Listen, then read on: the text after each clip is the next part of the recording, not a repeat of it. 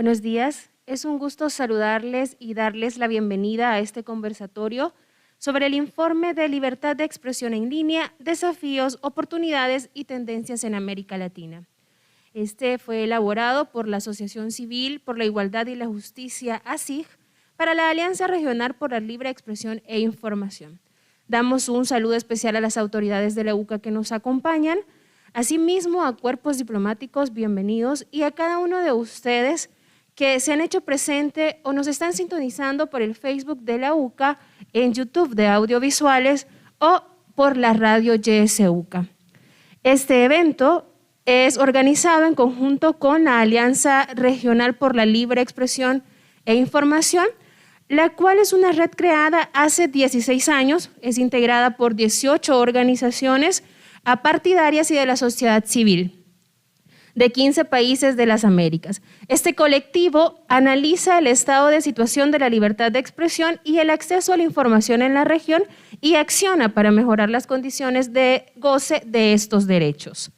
A continuación, presentaré a nuestros panelistas. Hoy nos acompaña el abogado Pedro Vaca, relator especial para la libertad de expresión de la Comisión Interamericana de Derechos Humanos. Cabe aclarar que su visita es en un marco académico. Bienvenido. A su lado está la licenciada Herminia Funes, directora de Radio YSUCA e integrante de la Asociación de Periodistas de El Salvador. Bienvenida. Asimismo, el abogado Joaquín Caprirulo, coordinador de programas de fortalecimiento democrático y justicia abierta de la Asociación Civil por la Igualdad y la Justicia, ACIG. Él nos dará los resultados de este informe. Pero antes de iniciar y darle la palabra a nuestros panelistas, les quiero comentar la dinámica. Y es que después de la intervención de cada uno de nuestros panelistas, que es aproximadamente de 15 minutos, ustedes tendrán la oportunidad de hacer preguntas. Esta ronda de preguntas durará 30 minutos aproximadamente. También lo pueden hacer nuestros amigos que nos sintonizan en Facebook o YouTube. Hay una persona encargada monitoreando estas preguntas. Si alguien de aquí del evento, periodista o de los invitados o de nuestro público, quiere hacer una pregunta, puede pasar aquí, al lado a mi derecha, porque ahí está el micrófono donde ustedes podrán realizar sus preguntas. Asimismo, les quiero informar y repetir que este evento está siendo transmitido por nuestras redes sociales, por Facebook, YouTube y por la radio YSUCA totalmente en vivo.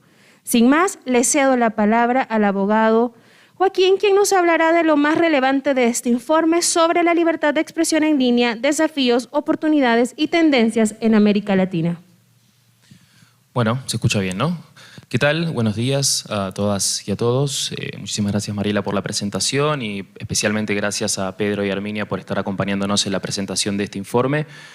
Me toca hablar desde la Asociación Civil por la Igualdad y la Justicia. También queremos agradecer especialmente a la Alianza Regional, de la cual formamos parte, por no habernos encomendado esta tarea y por haber apoyado justamente nuestra participación en la presentación del informe en El Salvador. Bueno, sí, básicamente las presentaciones correspondientes. La idea un poco es poder contarles a ustedes cuál ha sido el proceso de trabajo, qué ideas han iluminado esta iniciativa, cómo hemos decidido encarar esta propuesta de trabajo y contarles a grandes rasgos cuáles fueron los resultados. De todas formas, los invitamos a todas y a todos a leer el informe que está disponible en el sitio web de la Alianza Regional. A grandes rasgos, mi idea es poder contarles primero desde qué lugar partimos a la hora de pensar cómo analizar desde la perspectiva del conjunto de las organizaciones que somos parte de la Alianza Regional, cuál es el estado de situación de la libertad de expresión en línea en América Latina, poder contarles a partir justamente de este punto de partida qué metodología elegimos para trabajar y finalmente mostrarles cuáles han sido los principales hallazgos en tres grandes agendas, ¿no? La primera de ellas relacionadas con la vigilancia masiva, la segunda vinculada al rol en la moderación privada de contenidos que tienen las plataformas digitales en la actualidad y la tercera justamente y asociada a los dos puntos anteriores, vinculado a los desafíos que nos presentan actualmente los fenómenos de la desinformación y los discursos de odio. Bueno, a modo de introducción, al momento en el que empezamos a pensar en este informe, que como les dije, y resalto este punto, Es un informe que intenta reflejar la percepción del conjunto de organizaciones que forman parte de la Alianza Regional en relación a los 15 estados de América Latina que están representados actualmente en el marco de la Alianza. Al momento de empezar a discutir, bueno, ¿qué tenemos que ver entonces nosotros en función de lo que implica el ejercicio actualmente de la libertad de expresión en línea? Nos preocupaba primero un contexto en el cual las vías digitales, ¿no?, entendidas en un sentido amplio, las redes sociales, las plataformas web y todos los canales mediante los cuales se ha digitalizado nuestra vida cotidiana y los canales mediante los cuales nos expresamos, cómo han intensificado su uso y masificado su uso en las últimas décadas, ocupando un lugar de cada vez mayor centralidad, y cómo esto ha significado, por una parte, la amplificación en línea de ciertas amenazas tradicionales a la libertad de expresión, muchas veces producidas desde los propios estados, pero por otro lado también atender justamente a estos nuevos desafíos, ¿no?, estas nuevas amenazas que surgen de la aparición de nuevos actores en el sistema de lo que podríamos llamar el sistema del ejercicio de la libertad de expresión, que tiene que ver con el rol particular de las grandes plataformas, que presentan algunos rasgos característicos que muchos de ustedes ya tendrán probablemente en cuenta y en consideración, que tienen que ver con la alta concentración de estas plataformas, no solamente en el flujo de información, sino también en su capacidad económica e incluso en los orígenes de los estados que tienen la capacidad y la potestad muchas veces casi excluyente de regular su funcionamiento, más allá del impacto global que tienen estas plataformas. Entonces identificábamos a partir de un relevamiento sobre el trabajo de la literatura especializada en el ámbito académico, los organismos internacionales y el conjunto de las organizaciones que no solamente forman parte de la Alianza, sino toda una red muy amplia de organizaciones muy activas en la región relacionadas a las agendas de libertad de expresión en línea, que las principales preocupaciones justamente están en torno a estos tres temas que les mencionaba al principio: vigilancia masiva, moderación privada de contenidos, desinformación y discursos de odio. Entonces, para poder encarar este desafío, lo que hicimos fue elaborar un cuestionario general para pedirle a las organizaciones que forman parte de la Alianza que respondieran, que es una práctica, una metodología común en muchos de los informes de la Alianza Regional de los últimos años, pidiéndoles a grandes rasgos su mirada, sus percepciones sobre cuáles son las amenazas a la libertad de expresión en línea, que nos identificaran casos de censura, el rol de actores públicos y privados, los antecedentes jurisprudenciales en diferentes temas, a continuación vamos a ver específicamente en cuáles, antecedentes normativos, debates legislativos en curso. Lo que hicimos también fue elaborar dos cuestionarios, un cuestionario general que fue respondido por el conjunto de las organizaciones, pero después trabajamos en un cuestionario, llamaría ampliado, que profundizó en algunos puntos en particular con 5 organizaciones representantes de Argentina, Brasil, Costa Rica, Cuba y El Salvador.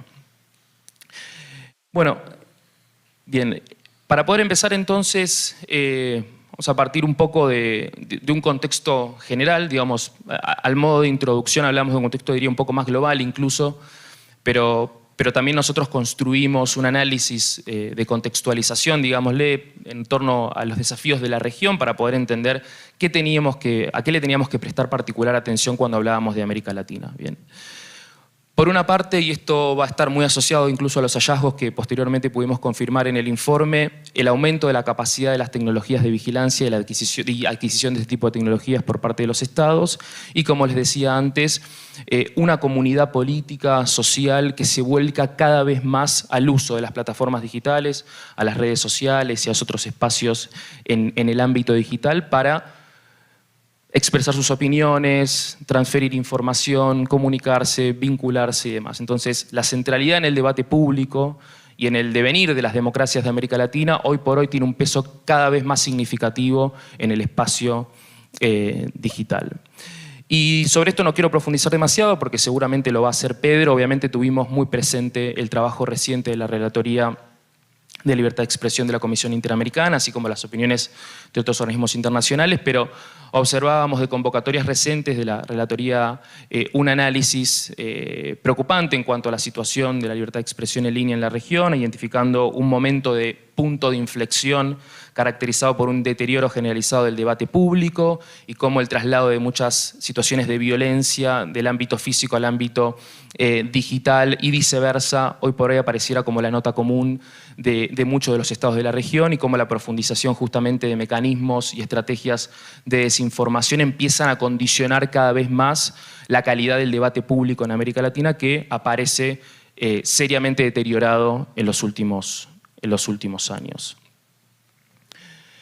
En particular, ya adentrándome en los hallazgos específicos sobre lo que refiere a vigilancia masiva, el primero de los temas, también como punto de partida analizábamos el trabajo reciente del Alto Comisionado de las Naciones Unidas por los Derechos Humanos, que ya en el 2014 en un informe identificaba justamente que la digitalización de la que hablaba al principio ha implicado que los estados actualmente tengan la mayor capacidad de su historia para poder justamente ejercer actividades de vigilancia de todo tipo, ¿no? No solamente relacionadas con el ejercicio de la libertad de expresión y las opiniones vertidas en redes sociales, sino que, digamos, es obvio que el simple hecho de que nuestras vidas y la mayor parte de nuestras vidas pasen hoy por nuestros teléfonos, por nuestras computadoras, en muchos aspectos que hacen al ejercicio de una amplia gama de derechos humanos, significa necesariamente también un crecimiento exponencial de los riesgos y los peligros, justamente por esta capacidad creciente de los estados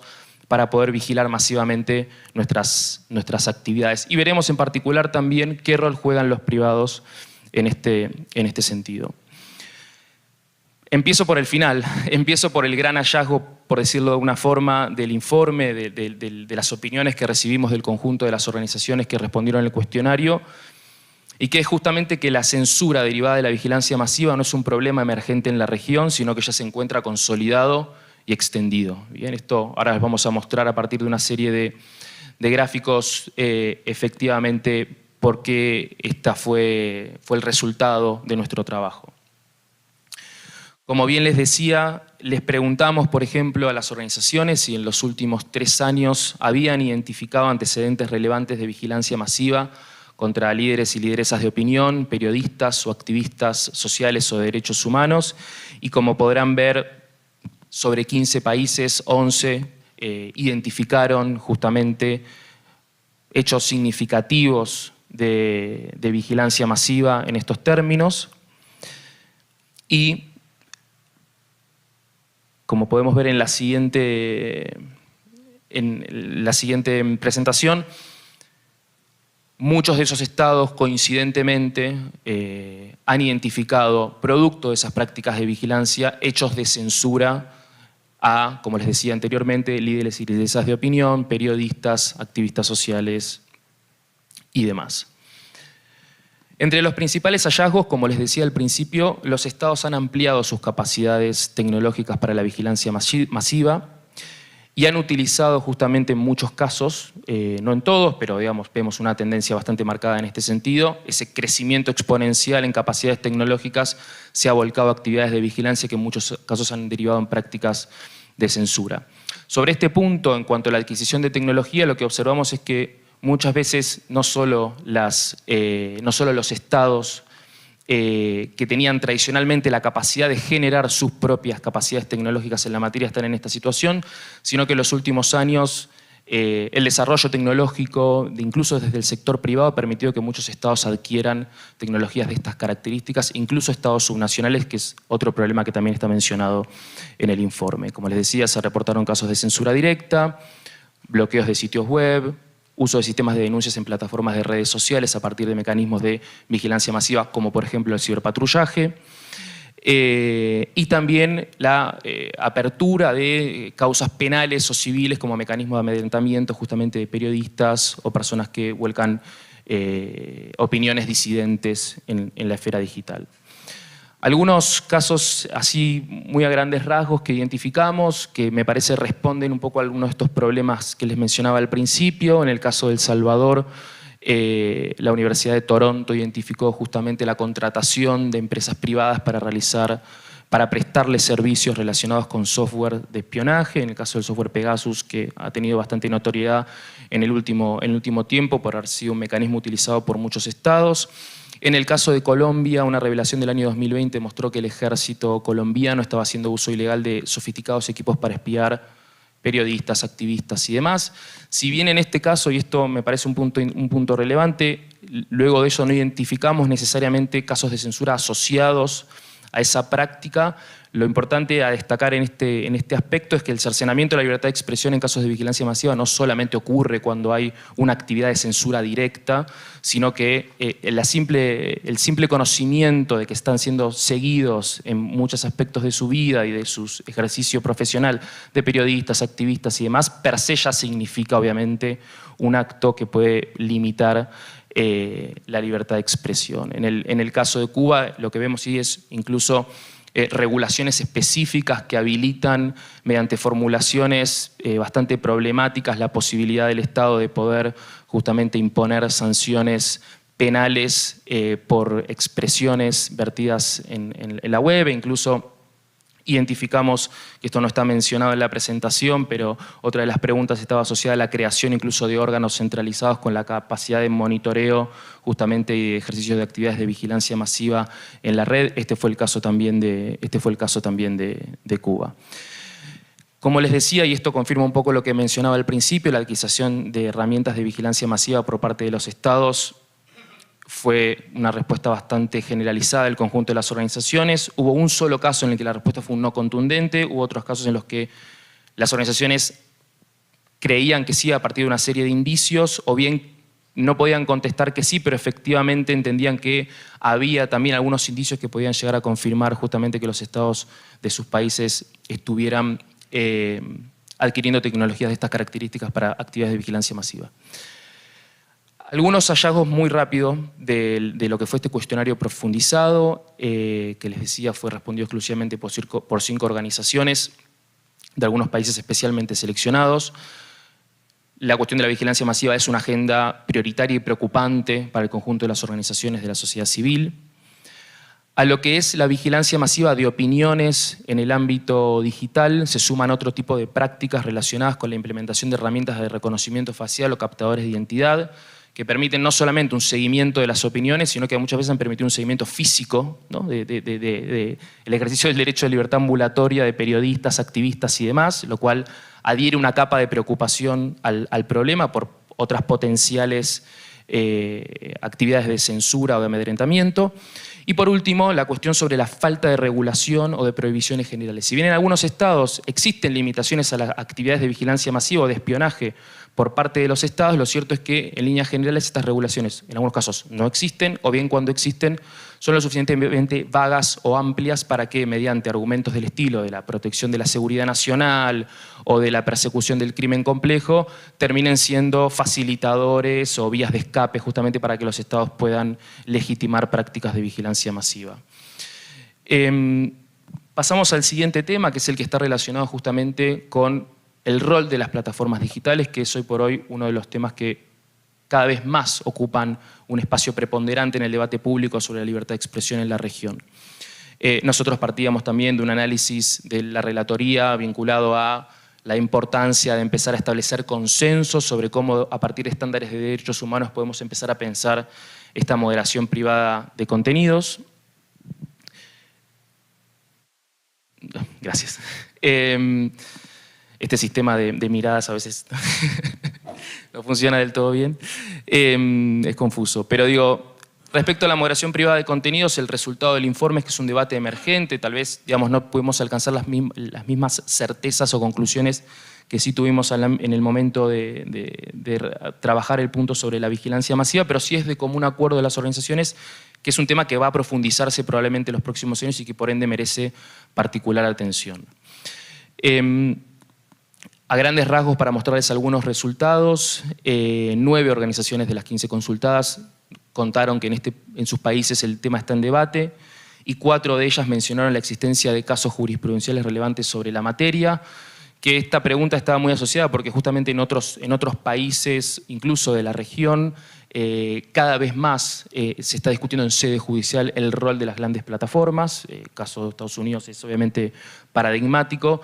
Quisimos saber si esto estaba pasando también en el resto de la región, pero vemos algo mucho más incipiente.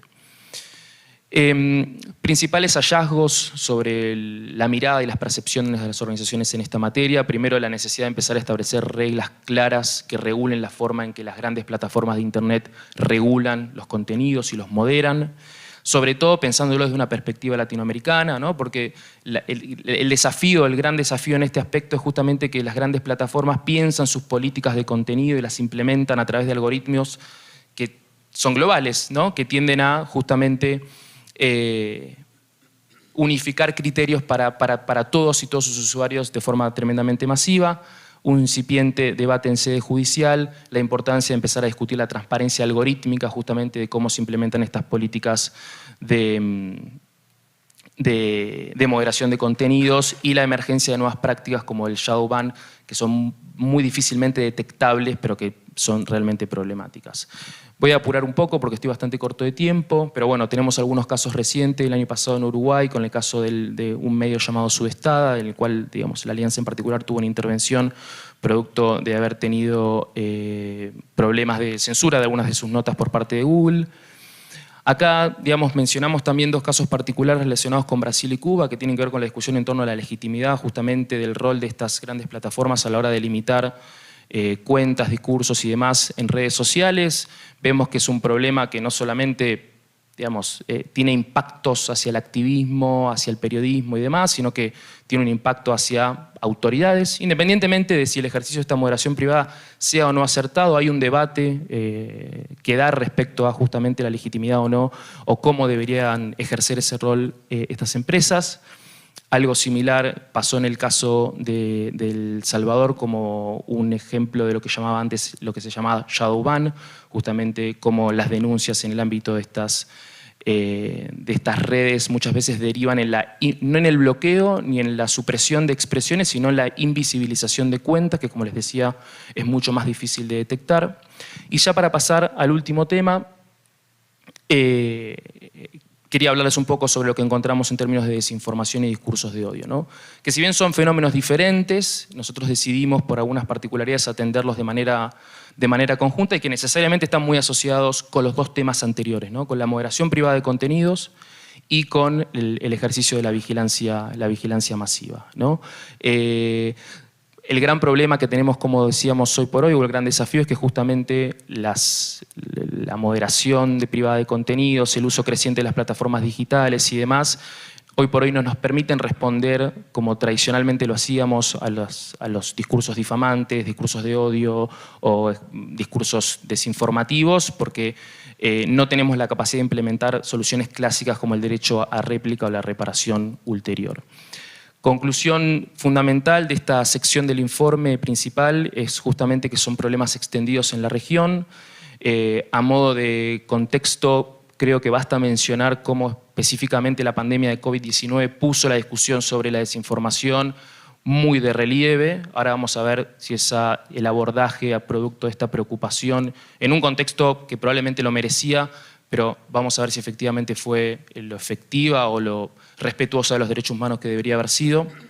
Entre los principales hallazgos del informe vemos una preocupación significativa por parte de las organizaciones sobre el impacto de estos dos fenómenos en la calidad del debate público, sobre todo. Cómo esto ha dado lugar a proyectos de ley, nuevas normativas y el diseño de políticas públicas, como les decía antes, por parte muchas veces de los estados, que ahí sí hay que poner un ojo particular sobre si estas regulaciones no puedan llegar a ser efectivamente regulaciones que limiten discursos legítimos en el ámbito del debate público, bajo la excusa de que se está desinformando, de que se están reproduciendo discursos de odio. La complejidad que le agrega que hemos visto casos de discursos de odio y de discursos de desinformación de actores públicos, incluidas altas autoridades, así como también de actores privados, en ejercicio de intereses propios como de intereses de actores públicos. Y pasemos, si querés, a la siguiente parte de la presentación. Como les decía antes, la vasta mayoría de los países consultados identificaron casos relevantes, prácticas sistemáticas de desinformación y casos muy relevantes de discurso de odio, xenofobia, homofobia, capacitismo y un largo etcétera de posibilidades. Pero si bien, digamos, creo que uno de los grandes desafíos en este punto es que es muy difícil de cuantificar, ¿no? Qué tan masivos son los discursos desinformativos o qué tan masivos son los discursos de odio. Y en este punto también decidimos preguntarle a las organizaciones cuál era su percepción en torno al tema, ¿no? Una gran mayoría nos respondió, una mayoría no, un poco más de la mitad de las organizaciones nos respondieron que sentían que el tema estaba siendo abordado con una preocupación mayor a lo que los hechos justifican, ¿no? Y acá quisiera detenerme un segundo porque en particular lo que nosotros también identificábamos como las advertencias de algunos de los organismos internacionales que están trabajando el tema es la vinculación entre el esparcimiento de la desinformación y los discursos de odio en contextos democráticamente débiles, ¿no? Hay un solapamiento significativo en este punto y lo que vemos también es que la problemática de estos dos fenómenos también ha servido como excusa justamente para que los estados puedan avanzar en mecanismos de censura, básicamente. Bueno, y como les decía, también, y esto es preocupante, justamente ya identificamos casos en los cuales la desinformación o los discursos de odio han redundado en hechos de censura por parte de los estados de forma bastante, bueno, lo podrán ver en este caso sí bastante mayoritario.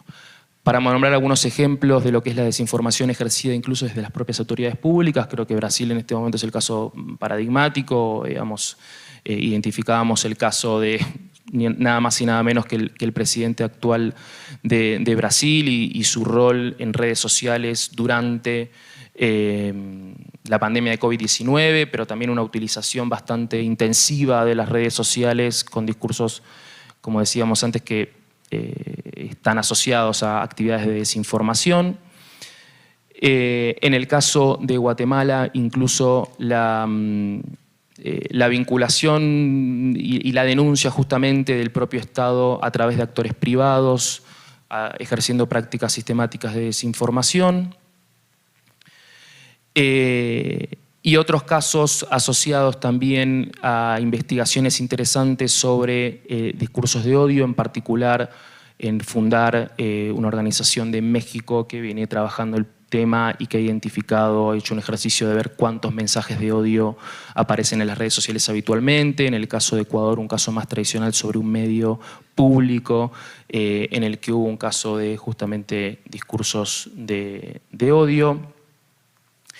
Y acá el caso de Nicaragua, que es el caso tal vez más mencionado a la hora de pensar en regulaciones que con la excusa de los discursos de odio y desinformación han avanzado en leyes bastante problemáticas para el ejercicio de la libre expresión, algo similar a lo que ha pasado con Venezuela en el último tiempo.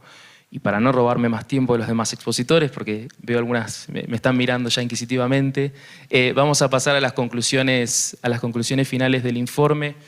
Que son un poco una recapitulación de lo que ya les venía diciendo, digamos, toda la información la van a poder leer mucho más abarcativamente en el informe.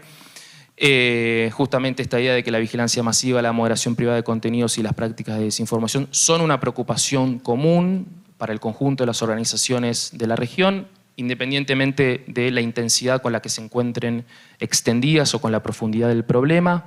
En el caso particular de las prácticas de vigilancia masiva, vemos que la mayoría de los estados han adquirido capacidades tecnológicas en este sentido, lo cual hace presumir casi que indudablemente de que estas nuevas capacidades van a redundar, si no lo están haciendo actualmente, en mayores niveles de vigilancia y eventualmente en mayores niveles de censura.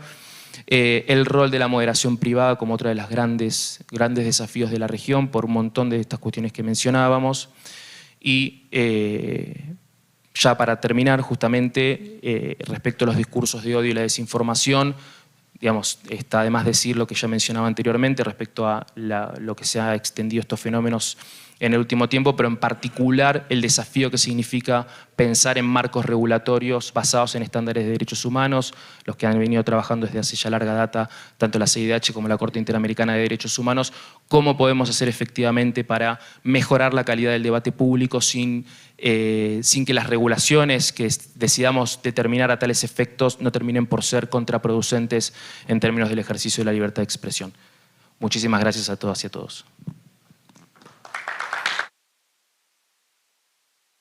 Muchísimas gracias, Joaquín, por estos datos de interés, no solo para las organizaciones o los medios de comunicación, sino para cada ciudadano o ciudadana que tiene derecho de conocer esta situación y velar por el libre ejercicio de la libertad de expresión, valga la redundancia. Y bien, antes de darle la palabra a nuestra segunda panelista, les comento que este evento es en el marco del Día del Periodista, que se celebra cada 31 de julio. Aprovecho este espacio para felicitar a cada uno de los colegas que están acá, que hacen con mucha dedicación esta labor en tiempos tan convulsos. Felicidades. Y ahora sí, le doy paso a Herminia Funes, quien nos hablará sobre el contexto salvadoreño enmarcado en el informe que acabamos de conocer.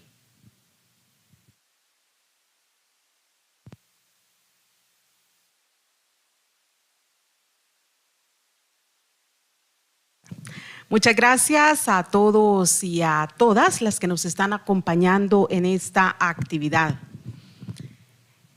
Hemos tenido un panorama a raíz de este estudio que se hace de algunos países de América Latina. Y como lo hemos escuchado, ciertamente las nuevas tecnologías, todo lo que nos facilita lo digital a través de las diferentes plataformas y redes sociales, han permitido realizar un sinnúmero de actividades que abonan a los procesos de comunicación, de formación y ciertamente de investigación. Estas nuevas tecnologías, todo lo que nos ofrece el tema digital, jugó un papel clave en los días difíciles de la pandemia y creo que eso se pudo constatar a nivel mundial. Pero además para la prensa, de manera concreta, representa una herramienta de trabajo que creo facilita mucho el trabajo, sobre todo por ese acceso que se puede tener a datos, ¿verdad?, que los encontramos en las diferentes plataformas. También, ¿verdad?, facilitan encuentros a través de la virtualidad y ya lo hemos visto en los últimos años.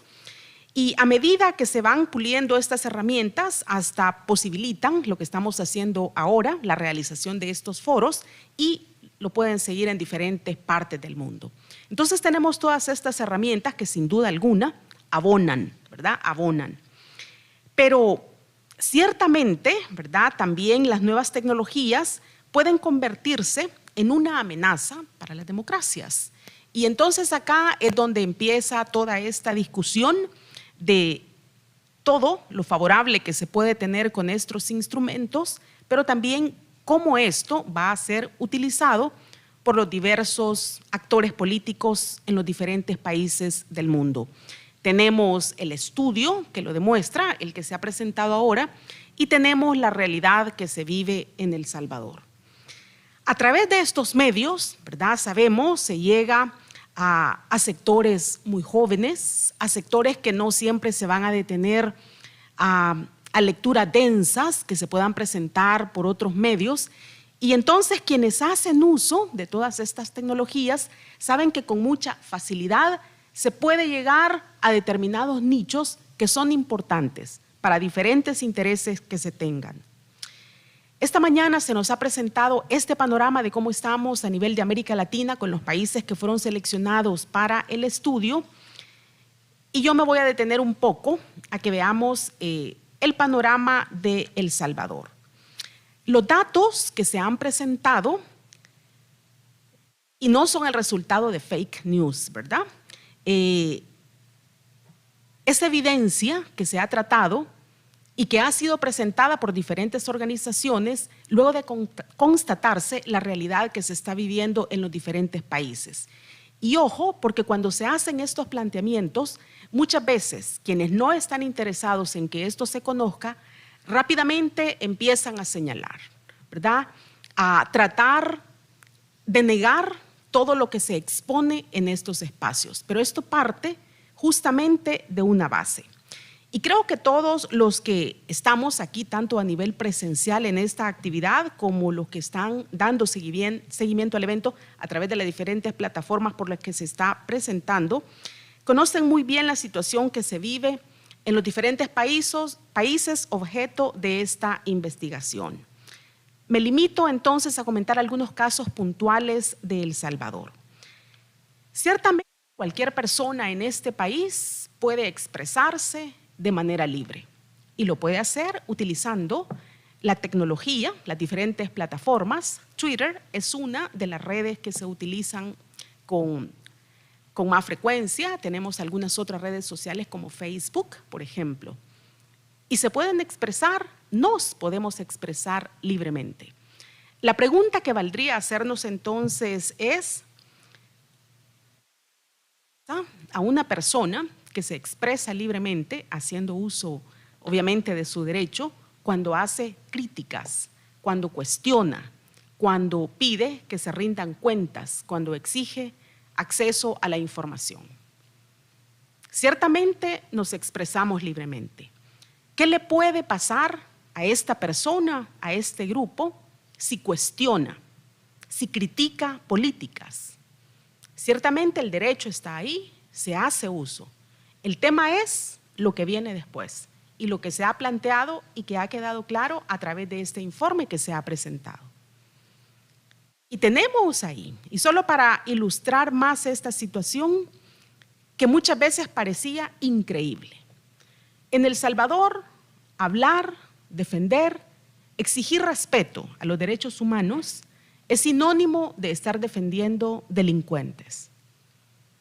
Y entonces, si esto se hace, inmediatamente a la persona, a las personas, a los grupos, a las entidades que lo hacen, se les ataca a través de todos estos instrumentos que sirven mucho, pero también les sirven a las personas que están interesadas en callar y en querer tapar esa realidad que está pasando, que es difícil y que no se quiere vivir.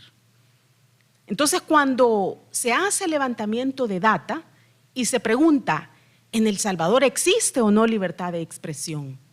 Sí existe, pero tenemos los casos que nos ilustran de lo que pasa cuando se hace uso de esa libertad de prensa, de esa libertad de expresión y cuando exigimos información, que es un derecho también. Entonces creo que las cosas deben analizarse desde todos los ángulos posibles, porque no podemos decir, está esta libertad, pero por el otro lado tapamos lo que le ocurre a las personas que se atreven a hacer uso de ese derecho de exigir, ¿verdad? Está demostrado, como decíamos, y el informe lo recoge muy bien, cómo estas personas son atacadas en redes sociales. Y también acá pasamos al otro escenario. No solo se trata de un ataque que puede tener esta persona que critica, que cuestiona, que pide cuentas. Y muchas veces se dice, bueno, son unos llorones. No, acá vamos a otro escenario. Estas personas luego son estigmatizadas, pero los ataques que se dan en estos espacios trascienden y tenemos ejemplos puntuales en El Salvador y ya no es solo una persona que comenta en una red, acá hay otros actores involucrados y entonces estas personas se exponen en los escenarios donde ellos se desenvuelven. Y ponemos el ejemplo de colegas periodistas, aunque tenemos también ejemplos de académicos, de críticos, de defensores y defensoras de derechos humanos. Un periodista va a una cobertura y es una persona a la que se le ha estado atacando por redes, difamando por redes sociales. Hay otro grupo de personas que van y agreden a esta persona y lo hacen muchas veces también funcionarios y funcionarias de gobierno. Entonces pasamos de esa esfera, de todo lo digital, allá un ataque propio. Pero además acá tenemos otro escenario lamentable y difícil y se vive en el país. Hay desplazamientos forzados, porque a la persona que es expuesta a través de las redes sociales se le monta vigilancia en su lugar de trabajo, en su residencia, entonces hay miedo. Entonces decimos, tenemos todas las tecnologías, pero también acá es importante que resaltemos el tema de la brecha digital. Es decir, las tecnologías están extendidas, cuántos tienen acceso a los aparatos móviles, acá se reparten tablets a los estudiantes, pero no hay conexión a Internet. Todavía es una brecha que sigue siendo importante. Creo que la situación se vuelve más preocupante, ¿verdad? Como lo decíamos, cuando estos ataques trascienden. Entonces, trascienden de lo puramente digital, de las diferentes redes, cuando ya se pasa a lo físico. Hay videos que muestran, ¿verdad?, cómo un elemento de la fuerza de seguridad cachetea a un periodista, cómo a los colegas se les ha arrebatado su equipo y se les decomisa el trabajo que tienen, cómo, por ejemplo, y acá no solo se limita el trabajo de la prensa a coberturas, por ejemplo, de eventos meramente políticos, si quisiéramos llamarlo de alguna forma. La inauguración de un mercado es motivo para que se saque a la prensa de esa cobertura. ¿Por qué? Porque no se le quiere permitir a la prensa que le pregunte a los vendedores cómo está su situación. Y entonces se limita ese trabajo. Y como estábamos diciendo, ciertamente las redes permiten ahora que se divulgue todo ese material, ¿verdad?, que se quiere ocultar.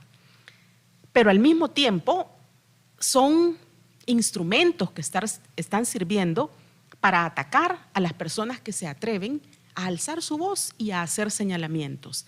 Y creo que aquí vale la pena decir, cuando se hacen señalamientos, por lo menos desde la prensa que es independiente, se hace sobre la base de información, pero cuando se ataca a estas personas que están alzando su voz, se hace sobre la base de la mentira.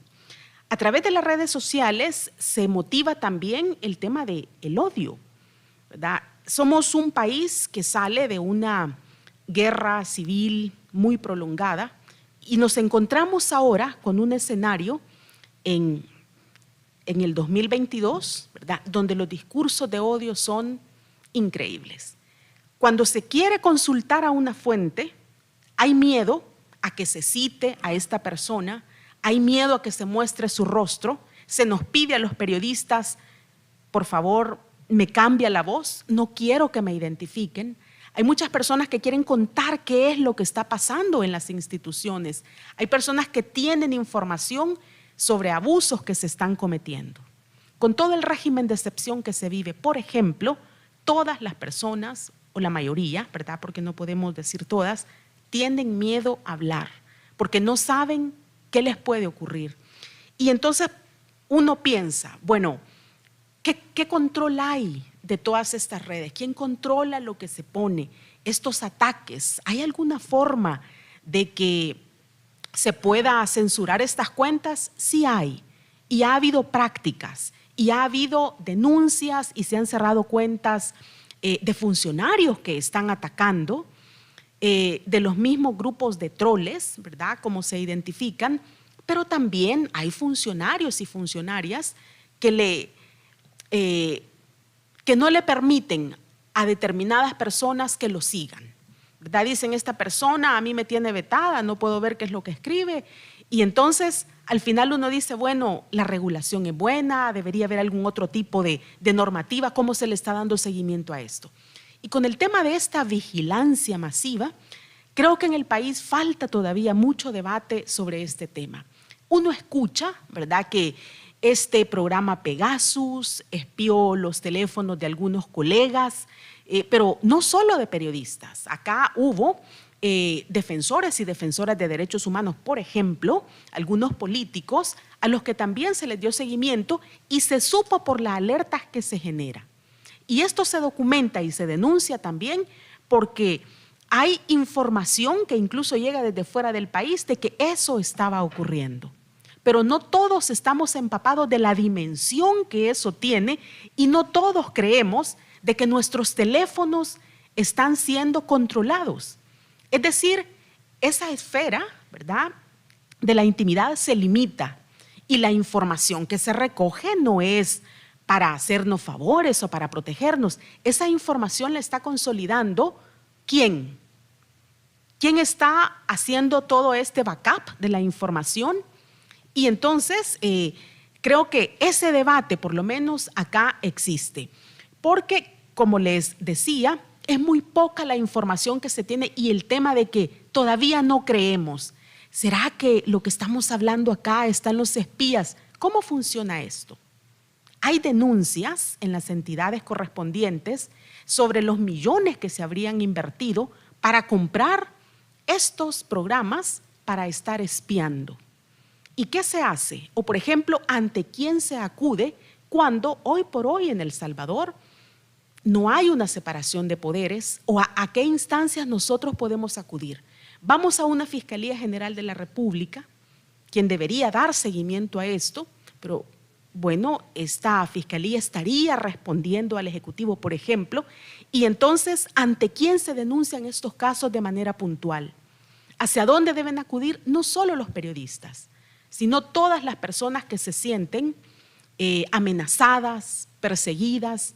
Y entonces vuelvo a la pregunta inicial.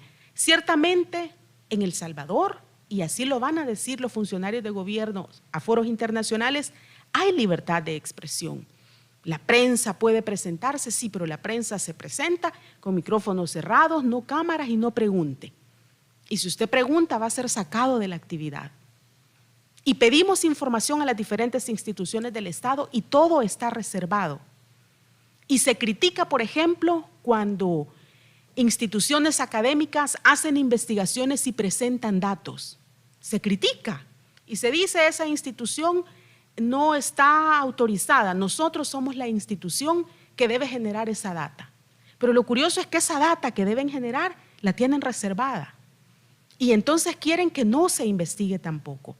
¿Cómo entonces ponemos a disposición de todos o hacemos uso a favor de la democracia, de todas estas redes que nos facilitan las tecnologías, todas estas plataformas que acortan distancias, facilitan la comunicación, cuando por el otro lado se persigue, se censura, se genera miedo?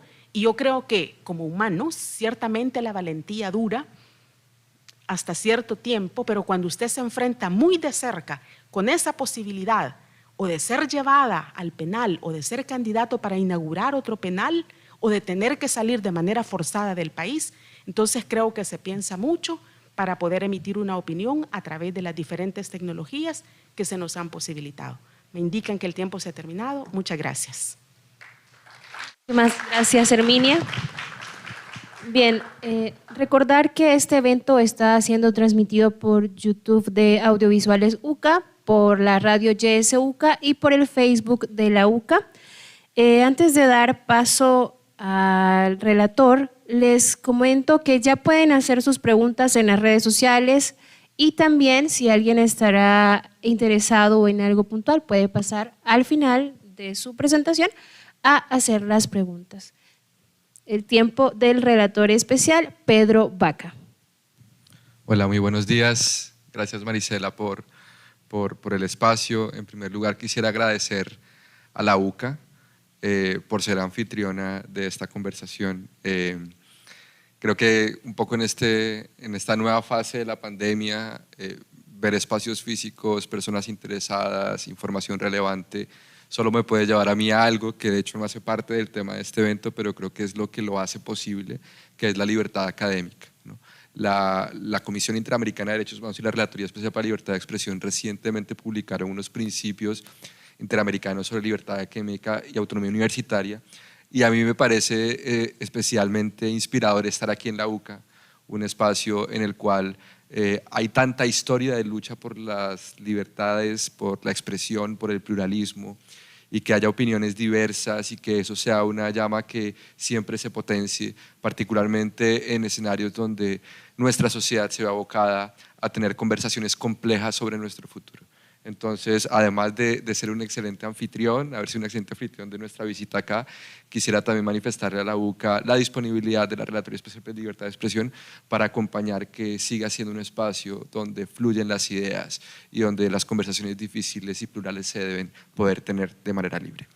Quiero agradecer también a la Alianza Regional y a sus organizaciones que la integran, porque estos informes de artículo 13, digamos, de balance regional, siempre son un insumo muy relevante para ver las tendencias, las preocupaciones que se tienen también desde la sociedad civil y creo que es un planteamiento que a partir de una categorización de temas permite que personas que a lo mejor no están tan cercanas al tema de libertad de expresión, pero que la viven, ¿no? La libertad de expresión, esos derechos hermosos que aun cuando no se esté tan cercano al detalle de la conversación, pues es un derecho que ejercitamos todos los días, todas las personas.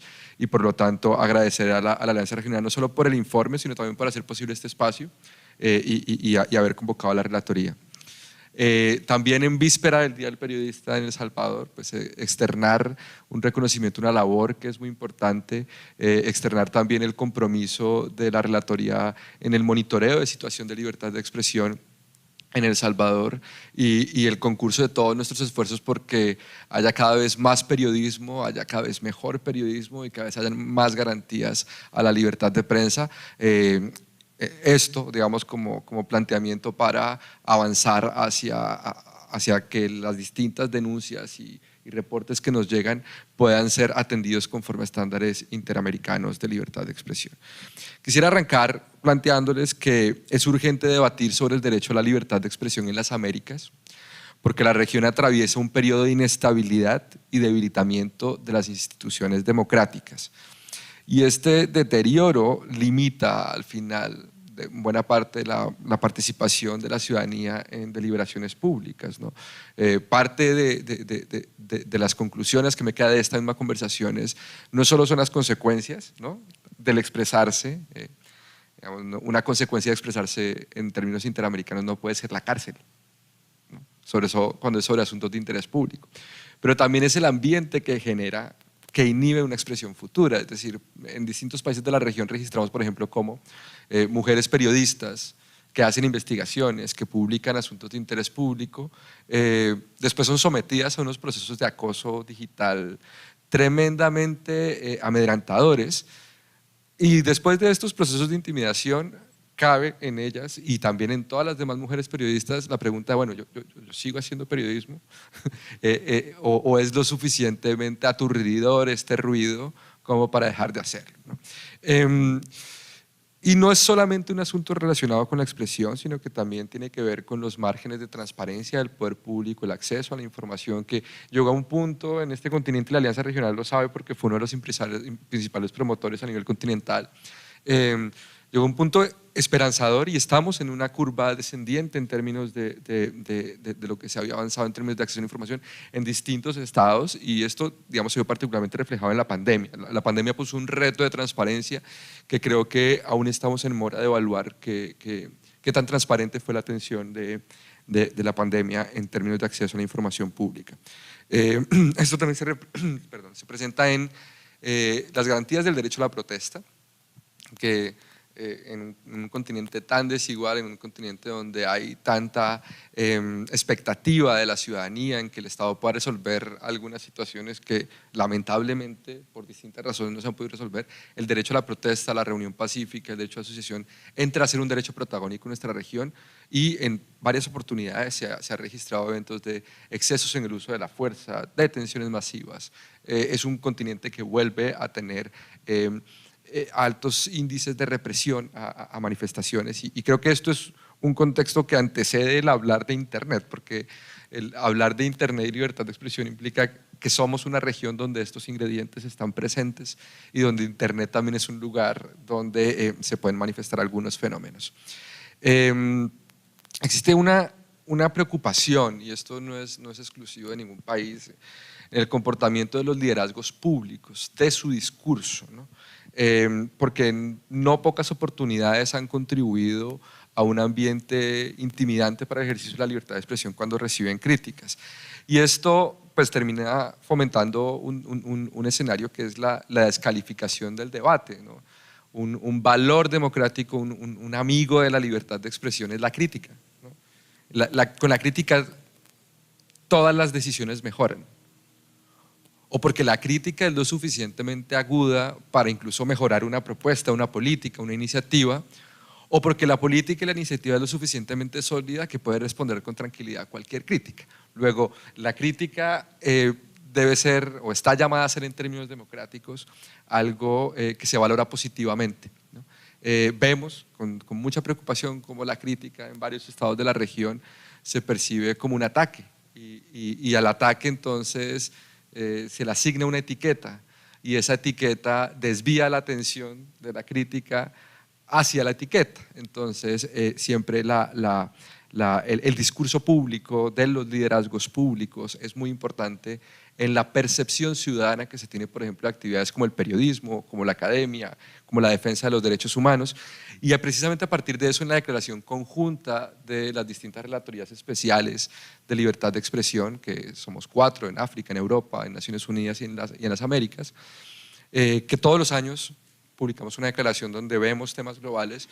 Bueno, el año pasado, el año 2021, se dedicó particularmente a las declaraciones de liderazgos públicos y su rol en el cuidado del debate público, ¿no? Se indicó que, y advertimos la necesidad de que los líderes públicos se abstuvieran de hacer declaraciones que pueden promover la intolerancia, la discriminación o la desinformación y que en cambio estos deben aprovechar sus posiciones de liderazgo para contrarrestar los daños sociales y promover un entendimiento intercultural y de respeto a la diversidad. Creo que eso es un llamado absolutamente vigente en nuestra región. Ahora quisiera pasar, no sé cómo estoy de tiempo, me dicen un poco cómo voy, bueno, a los temas del énfasis de libertad de expresión online, que es de cierta manera lo que nos convoca. Hay un antecedente que quisiera compartir que fue hacia febrero del año 2021, ¿no? Se tuvo una reflexión al interior de la CIDH, la Comisión Interamericana de Derechos Humanos, y se externó a través de un comunicado de prensa un diagnóstico que yo creo que es muy importante compartir, y es que consideramos que la libertad de expresión en Internet está en un punto de inflexión, ¿no? Y ese punto de inflexión tiene unas características, ¿no? La primera característica es que hay un deterioro generalizado del debate público, donde los estados democráticos se enfrentan al potencial traslado de la violencia online a espacios físicos con capacidades ciertas de daño, ¿no? También otra característica es que hay intentos de captura del debate público a través de la desinformación y que también hay dilemas de compatibilidad entre los modelos de negocio de las empresas privadas con los estándares democráticos y derechos humanos, ¿no? Esto es algo que está presente en todos los estados de las Américas, que tiene distintos acentos y que naturalmente profundiza los riesgos a la participación democrática, ¿no? Si uno lo ve, digamos, en términos generales, Internet es una excelente noticia para la libertad de expresión, ¿no? Antes de Internet se requería o niveles de alfabetización, entonces quedaban por fuera las personas que, digamos, tenían déficit de alfabetización en términos de leer y escribir, o acceso a tecnologías, escribía quien tenía una imprenta, escribía quien podía imprimir, o en términos de acceso a equipos, ¿no? Que es tener una estación de radio, poder tener una licencia. Internet hace un poco más horizontal el terreno para ejercer la libertad de expresión. Y resulta sorprendente que en tan poco tiempo, para algunas personas, principalmente críticas, hayan podido, se esté convirtiendo en un espacio tan intimidante, ¿no? Conozco muchísimas personas que hace, no sé, 7, 8 años tenían una participación muy activa y que mermaron su propia participación a partir de encontrar atmósferas inflamatorias, atmósferas que desinhiben el debate público. Yo creo que eso nos merece una reflexión, porque al final la tecnología está allí y hay una operación humana de esa tecnología. Yo suelo poner un ejemplo y me parece que este es un espacio muy importante para poder compartirlo, y es: si tenemos liderazgos públicos cuyas declaraciones bordean, digamos, el señalamiento, la estigmatización, y esto hablo, digamos, en todo el continente, es algo que vemos, no esperemos que las conversaciones de la ciudadanía sean cordiales, pacíficas, respetuosas, digamos. Hay una relación entre las voces de referencia y los parlantes notorios de un debate público y la calidad del debate público. Y quiero ser muy franco en esto a propósito del periodista. Eso también depende, ¿sí?, de la calidad de los contenidos periodísticos, ¿no? Si la calidad de los contenidos periodísticos disminuye, naturalmente esto puede llegar a ser también parte del combustible que afecta las condiciones del debate público.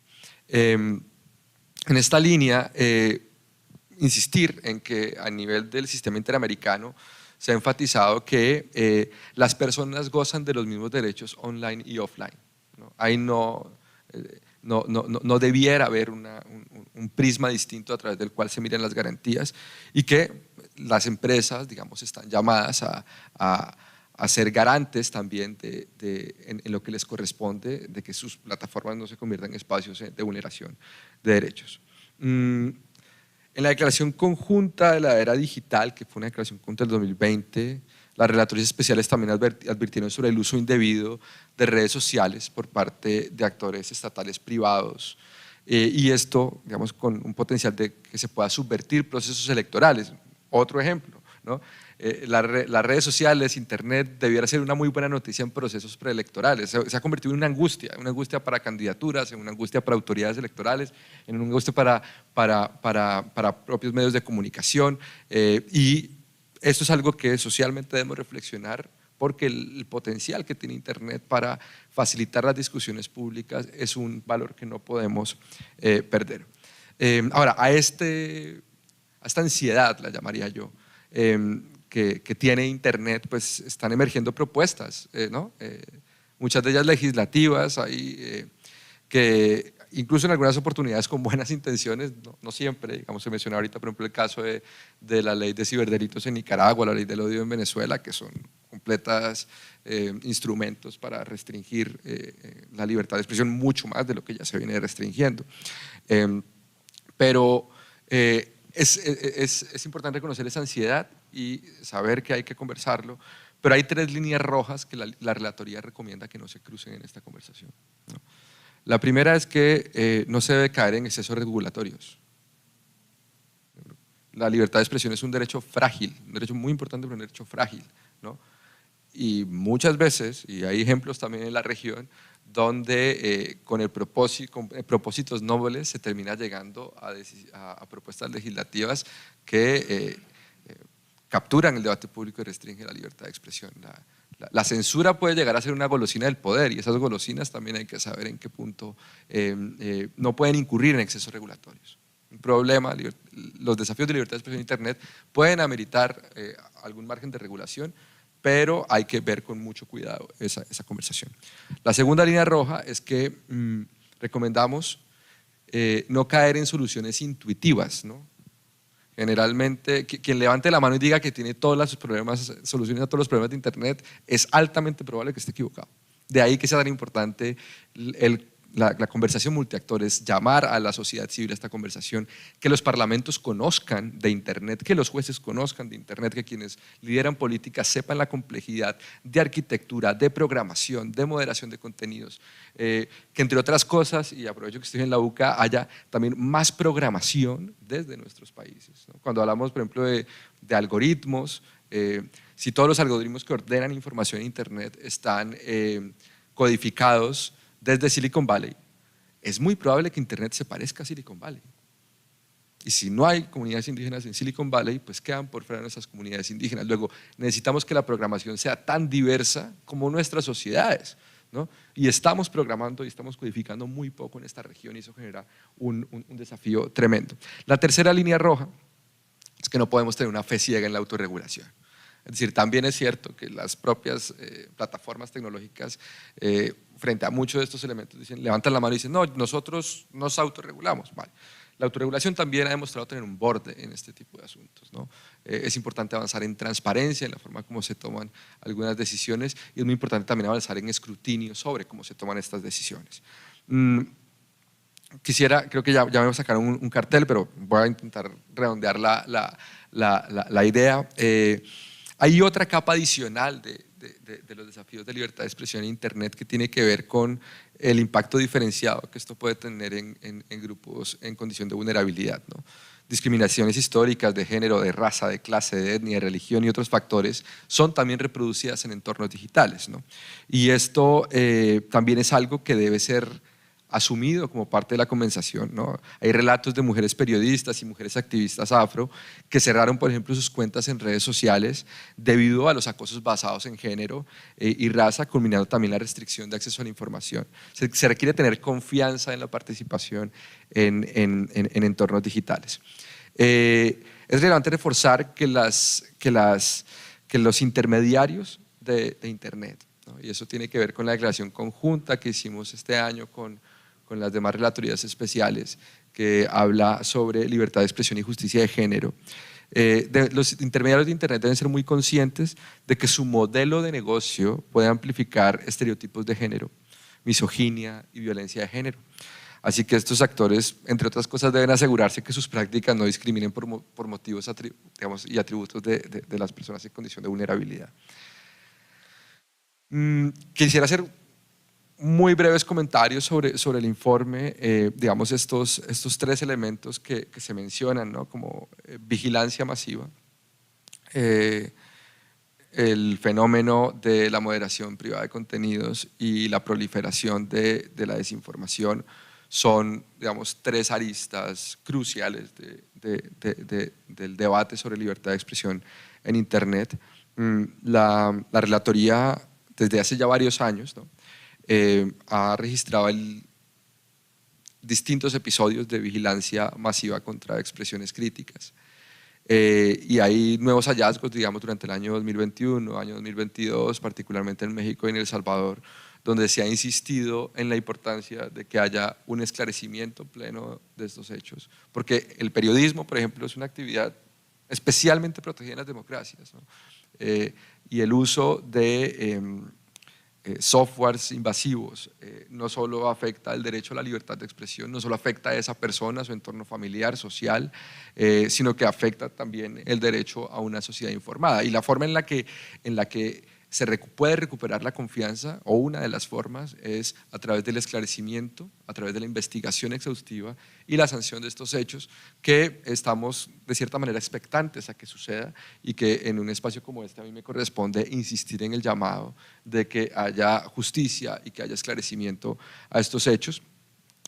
La relatoría se ha sumado, al igual que la CIDH, al llamado de Naciones Unidas en términos de la moratoria en el uso de estos softwares, hasta tanto no se tengan marcos normativos que aseguren la compatibilidad de su uso con estándares democráticos e internacionales de derechos humanos. Y digamos, no solo hay un deber de justicia, sino también creo que hay un deber de protección de las víctimas. Y la protección de las víctimas no solo está enfocada en el componente judicial, sino también en que haya certeza de que la información, una vez sea ubicada, no vaya a ser utilizada, ¿no? De una forma en la que pueda resultar revictimizante, ¿no? Estamos hablando de softwares que pueden llegar a unas profundidades de la intimidad de las personas, que es absolutamente abusivo y que requiere de un gran rechazo. Pero también las garantías de no repetición, ¿no? Es decir, creo que algo que es muy importante es que los estados donde han ocurrido este tipo de denuncias tomen medidas proactivas para asegurar que a futuro son episodios que no se van a repetir. Creo que es muy importante que no solo se vean estos aspectos desde el espejo retrovisor, sino también mirando al horizonte de sociedades que tienen institucionalidades sólidas, donde a partir de la experiencia no se incurre a futuro en eventos como estos que, digamos, de entrada han despertado rechazo internacional, incluyendo el del suscrito. Es muy importante, ¿no? Que planteemos que la conversación multiactor sobre la moderación de contenidos es importante, ¿no? Las decisiones sobre Internet no son tan sencillas en su progreso, es decir, la conversación multiactor, donde es muy importante que haya representación de la sociedad civil, y es muy importante que haya participación de los estados. Entre otras cosas, algo que yo debo plantear es, no todos los estados están participando en las conversaciones multiactor, ¿no? Y eso es muy importante, que se desarrolle la capacidad para participar en estas conversaciones. También es importante que participen las empresas, ¿no? Al final aspiramos a que las empresas tomen una serie de decisiones donde a lo mejor no, es indispensable que puedan ser parte de la conversación y que haya unos mínimos de conocimiento sobre el funcionamiento de Internet, ¿no? Yo ya voy a ir cerrando, entonces voy a pasar un par de páginas por acá, y es El aporte que desde la relatoría se está haciendo a los desafíos digitales tiene que ver con un diálogo regional que hemos activado, que se enfoca en 3 ángulos que consideramos relevantes. Primero tiene que ver con el deterioro del debate público, ¿no? Es muy importante, como decía al inicio de esta conversación, que las sociedades avancen en conversaciones francas, en conversaciones libres de violencia, en conversaciones intensas, en conversaciones que pueden ser, digamos, cargadas incluso de mucha convicción, pero que no lesionen derechos y que además respeten el derecho de la libertad de expresión de quien no piensa como quien, digamos, de la diversidad y del pluralismo. Creo que son 2 valores a los cuales no podemos renunciar. Eso también tiene que ver con la calidad del periodismo, eso también tiene que ver con que el periodismo avance en el perfeccionamiento de sus métodos porque entre otras cosas los actores de desinformación han sido absolutamente hábiles en enquistarse cerca incluso muchas personas les consideran cercanas a la labor, ¿no? Y es muy importante que el periodismo per se tome muchas medidas para distinguir su labor de actividades que son absolutamente malintencionadas. Voy a poner un ejemplo. Como sociedades debemos dar más valor a un periodismo que investiga, que va a fuentes, que va a documentos, que contrasta, que pone en contexto. Ese es un periodismo que va a tardar más tiempo, es un periodismo más costoso, pero es un periodismo también democráticamente más relevante, ¿no? Y se le debe dar más importancia a eso y debemos fomentar una conciencia social que al chisme que se publica en 15 minutos y que no necesariamente ha pasado por unos métodos de los cuales el periodismo está muy orgulloso. Entonces creo que ahí hay un componente muy importante. El segundo aspecto de este diálogo tiene que ver con la moderación de contenidos en Internet. Estamos convocando particularmente a todos los actores a que hablemos de este tema, ¿no? Que haya botones a través de los cuales se retira una voz o se pone una voz, nos debe llevar a la reflexión de bajo qué criterios se activa ese botón, ¿no? Y cuáles son los procesos mediante los cuales una persona puede recurrir, apelar, ¿no? Porque si ese botón se activa frente a muchas voces críticas, cambia de color toda la conversación. Y el tercero, que aprovecho también que estoy en la UCA para lanzar este tema, y es, hay un déficit de alfabetización digital notable, ¿no? Se habla de brecha digital, hay esfuerzos importantes coloquialmente yo lo llamo enchufar a las personas, ¿no?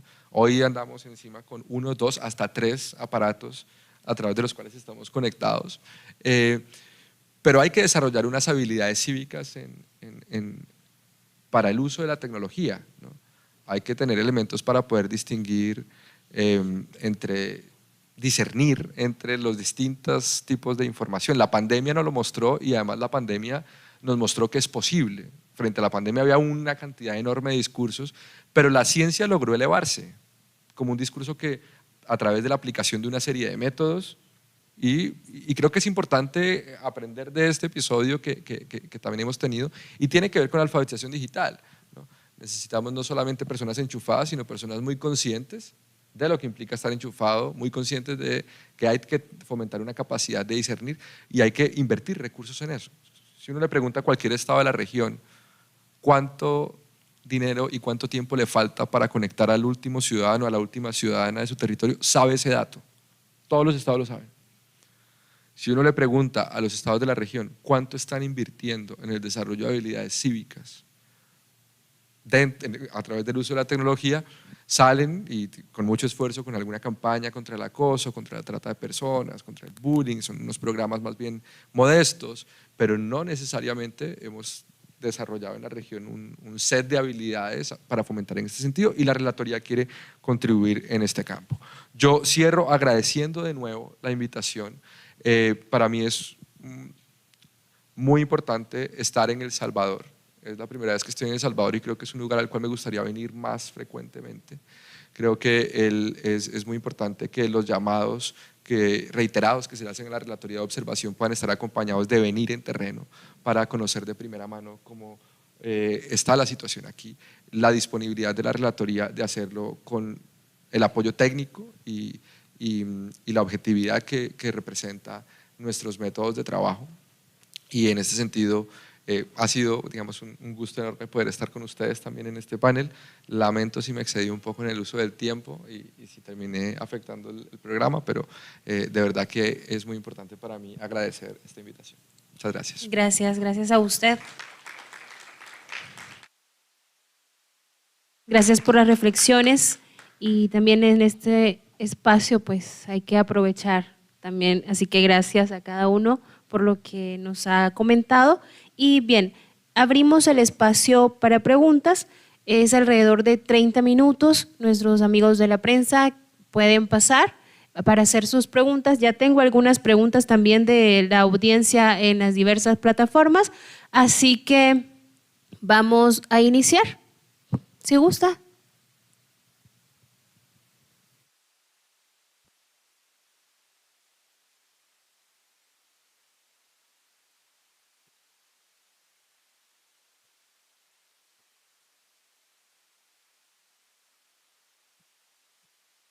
Buenos días. Muchas gracias. Buenos días a todos y todas. Susana Peñate, periodista de Diario El Mundo. Tengo algunas preguntas para el relator Pedro Vaca, aprovechando que se encuentra en El Salvador, tomando justamente este contexto de las comunicaciones digitales que se hacen a través de las autoridades hacia la ciudadanía y también ese discurso que tiene hacia la prensa salvadoreña. ¿Cómo han ustedes analizado desde la relatoría que los mensajes que dirige principalmente el órgano ejecutivo hacia la prensa de investigación? Recientemente, desde hace varios meses señala a la prensa de investigación como defensores de pandillas o califica a algunos medios de comunicación como de oposición. ¿Cuál es el análisis que ustedes hacen al respecto? Y también aprovechando que en el marco de las legislaciones que se han reformado con la actual correlación de la Asamblea Legislativa, hubo dos cambios, uno en la ley, el Código Penal, y la otra en la ley de proscripción de maras y pandillas, en las cuales se criminaliza que los medios puedan reproducir mensajes supuestamente generados de grupos de pandillas o que generen zozobra, sin explicar qué significa esto. Esto traería incluso penas de prisión, al menos de 10 años, para periodistas que hagan este tipo de publicaciones, que según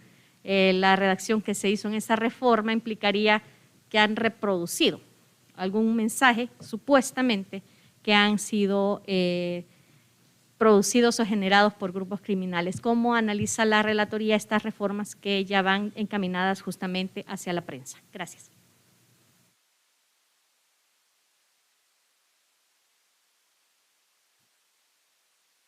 Vamos a escuchar dos preguntas para que los panelistas respondan. Luego yo leeré dos preguntas de la audiencia de las diversas plataformas y esa será la dinámica. Buenos días a todas y a todos. Para el relator, nada más dos preguntas concretas. Recuerdo que una audiencia reciente en la que usted estuvo presente, que se habló del tema de El Salvador y la libertad de prensa, recordaba que tanto la CIDH como la relatoría le han pedido al Estado salvadoreño poder hacer una visita para conocer la situación de El Salvador. ¿Ha respondido el Estado salvadoreño o ha guardado silencio ante estas solicitudes? Y en su momento usted en su exposición hablaba de que se pedía que se esclarezca, un caso concreto. ¿Podría ahondar en ese? ¿Qué caso es? Entendería que es el caso del espionaje a periodistas y a defensores de derechos humanos. Muchas gracias.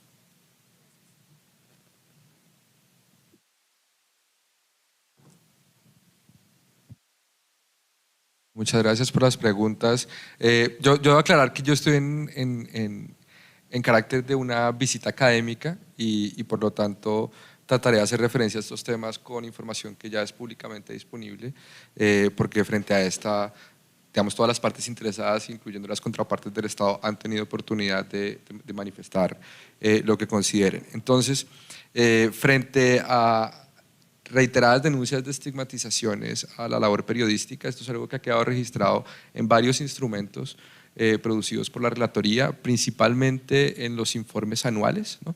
Los informes anuales de los años 2021 y 2022 y el informe también País, que fue publicado hacia el año pasado, hace referencia a que no se comparte que se asignen etiquetas a la prensa como respuesta a las distintas publicaciones que se hacen. Esto es algo sobre lo cual hay una preocupación, insisto, no es una preocupación particular sobre El Salvador, sino que vemos que es una tendencia regional, pero pues, se solicita en todos los estados que las vocerías sean explícitas en el deber de cuidado del debate público, ¿no?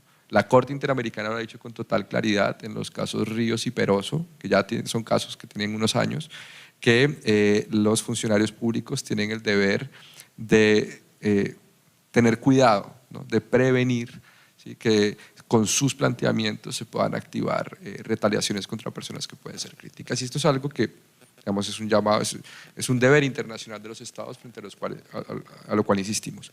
Frente a las reformas al Código Penal, varias cosas, ¿no? La Relatoría tuvo oportunidad de publicar un comunicado extenso refiriéndose a este asunto, tomando enfática distancia en el sentido de que al tratarse de normas de carácter criminal, el derecho internacional les exige unos umbrales de taxatividad, de precisión, que no tienen buena parte de los conceptos que tienen estas reformas, es algo que allí se planteó. Además, como mencionaba ahorita en la presentación, toda actividad estatal y toda política pública, toda iniciativa, en mi criterio, mejora con la crítica y cuando hay normas de esta característica puede haber un proceso inhibitorio. De hecho, debo decir que algunas personas me han indicado que ese efecto inhibitorio es efectivo, ¿no? Pero después hay otro componente que yo creo que en aras de la ponderación es importante señalar, y es, también he consultado si ha habido procesamientos de personas con esta disposición, y la respuesta que se me ha dado es no. Y eso me lleva a mí ya después a una reflexión, y es, bueno, si es una disposición que tiene esos niveles, digamos, de amplitud, ¿no? En términos de las conductas que están prohibidas y que pueden tener una consecuencia criminal, pero de tan bajo uso, ¿cuál es la necesidad? Yo digamos un poco trasladaría esa pregunta, porque creo que la libertad de expresión es un derecho que debe basarse en un principio de confianza, ¿no? Y la libertad de expresión puede ser menor si se reemplaza ese principio de confianza por elementos que pueden conducir al miedo. El miedo no es un amigo de la libertad de expresión, la confianza sí lo es. Entonces, si es una disposición que tiene estas características que ya fueron, digamos, reprochadas por mi oficina poco después de su publicación, y si encima atrás, digamos, puedo errar en el cálculo de semanas, pero son más de 2 meses seguramente, no ha habido ningún tipo de activación, lo que está ahorita en cuestión es la utilidad y la necesidad y la importancia de que no haya miedo para expresarse libremente. Sobre las otras 2 preguntas, a ver, en el ámbito multilateral, la Comisión Interamericana de Derechos Humanos y la Relatoría formulan recomendaciones, ¿no? En su informe País, publicado en noviembre del año pasado, la recomendación 50 habla, la Comisión Interamericana, ni siquiera soy yo, la propia CIDH le transmite al Estado que, de acuerdo a lo que observó, le parece importante que pueda haber una visita de trabajo de la Relatoría Especial para la Libertad de Expresión. Ese es un requisito que está en la mesa.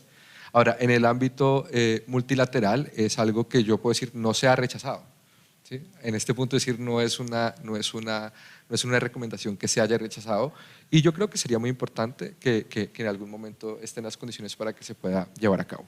Efectivamente, cuando sea ahorita la reflexión frente al esclarecimiento me refería a las denuncias sobre vigilancia masiva a periodistas, también a periodistas mujeres, donde hay, digamos, esto es una preocupación de la comunidad internacional de libertad de expresión a nivel mundial.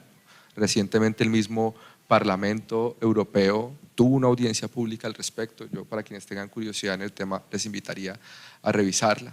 Y también es nuestro deber el pedir un esclarecimiento y una protección a las víctimas de estos actos, porque, insisto, el periodismo no es una actividad ilegítima, ¿no? Y por lo tanto cualquier invasión al ámbito de privacidad que requiere esta actividad es algo que debe ser rápidamente reparado en términos de investigación y sanción a los responsables. Ok, muchísimas gracias. Tengo unas preguntas también acá de nuestra audiencia en las otras plataformas y hay una para Herminia y o Joaquín. Es un comentario como una pregunta. No se pueden cerrar los ojos a las bondades comunicativas de las redes, la posibilidad de participación horizontal, la inmediatez, entre otras cosas. Sin embargo, a pesar de lo anterior, las redes se han convertido en el principal escenario en El Salvador de las más bajas expresiones del linchamiento digital, del odio, de la mentira, etc. ¿Cómo podemos propiciar el equilibrio entre la libertad de expresión, el respeto y la verdad? Para Herminia y o Joaquín, no sé quién la puede responder.